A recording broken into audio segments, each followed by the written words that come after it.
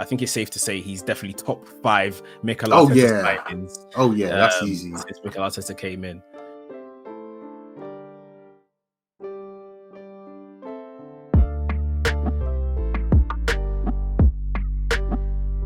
I mean, I don't know about you, but when he signed for the 50 million, because he was like the first of the like big splashes that Arteta made, and obviously he's coming from Brighton.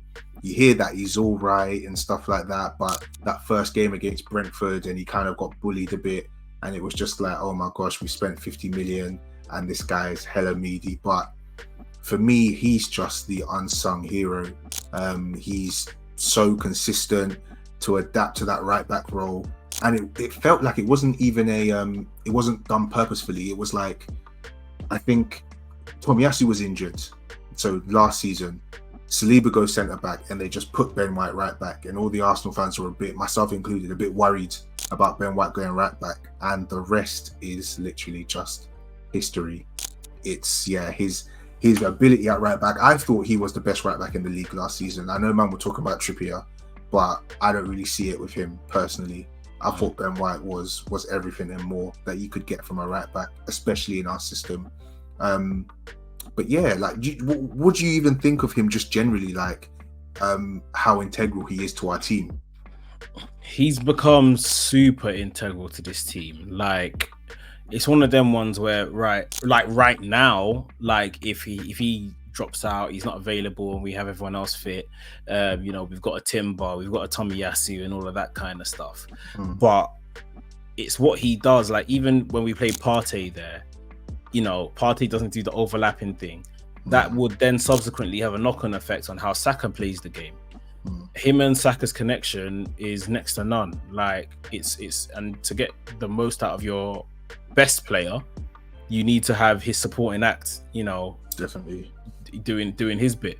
So he's super integral, and like you rightly said, he's an unsung hero to some degree. I was actually coming from the angle when I was, don't want to kind of spread fake news about this contract if it hasn't been signed. But like you're saying, it looks like it's almost imminent. Is Ben White the best signing Mikel Arteta has made? We've made a lot of signings, and like you said, he was pretty early on. I'm looking at it from just a pure consistency. Like, if you had to rate everyone Mikel Arteta has signed and give them scores on their week-to-week performances, would Ben White basically come out with the highest average score? You know what? The first thing I thought was like, oh, it's got to be Partey. But then Partey, he's not fit enough. As much as I rate him, he's not fit enough. He's injured. And Ben White, I can't remember the last time, if he's even had an injury while he's been at Arsenal. I remember at Newcastle, was it last season or the season before? He's playing with like a broken something, or a hamstring was gone. I think you're right. I mean, there's definitely some challengers, maybe Ødegaard, but I seriously think maybe bar the first couple games, Ben White has been solid. Even that first season where people thought he was a bit shaky at times, I thought he was really good after he kind of found his feet, which is to be expected. And where Ødegaard, his loan spell, if you want to include that, I felt was a little bit lackluster. But he's obviously come and then, showed us what he's about. But I think, I honestly, not the same. Similar with Declan Rice, like the 50 million we spent on Ben White just seems meager now. If it was absolutely meager, how much would he go for if we were selling him? So, I think I'm with you. I'm trying to think now because there's been so many signings. But I mean, he would have the biggest what do you call it? Like the most games, because I guess he was one of the first Arteta signings, so he probably would have had more games. Gabriel would be up there probably as well to some degree, but even on a defensive point of view, just to rank defenders, if we're looking at average scores, I'm probably sure he scores higher than Gabriel as a whole. Maybe not by a landslide. Not by a landslide, but but you know what it is? It's the lack of what's the word I'm looking for? it's the fact that he's kind of like in the shadows, even though he doesn't go missing.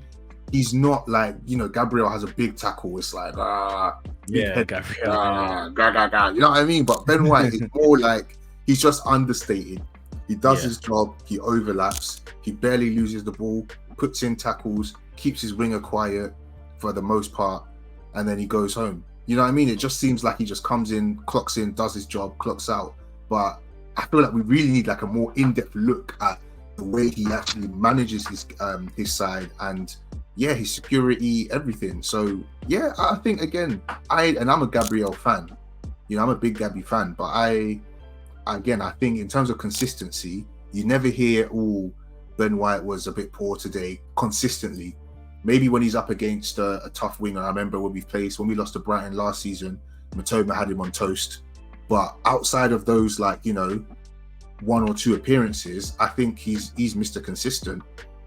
And you can see that when he's not there, which is hardly ever, maybe in rotation, we miss him. So I'd definitely say he's definitely at the very least top 2 Mikel Arteta signings. What is he? He can't be more than 25, 26 right now, if even that. Yeah, I'm just seeing if I can find like a bit of a list. It looks like there's been 25, maybe. Is there more? This includes reserve players, though, it seems. Okay. We got 29 players that Mikel Arteta has signed. Okay. And obviously there's a lot of names here, but Declan Rice is too early. It's too early. Way too Havertz early. is too early. Then you think about others: Jesus, Partey, Timber. We haven't really seen anything from. Odegaard, Vieira, Zinchenko, Ramsdale, Gabriel, Magalhaes. You could make an argument for maybe Zinchenko or Jesus, but again, I would just refer back to their injuries. But that man only came last year, innit? Yeah, as well. And Ben White was doing his thing from before that. So, I'd definitely say, based on his longevity as well as his quality, he's probably number 1. Like I said, at best, maybe number 2. But I think you're trying to rank it. I think it's safe to say he's definitely top 5 Mikel Arteta signings. That's easy. Since Mikel Arteta came in. And then the debate ensues from there.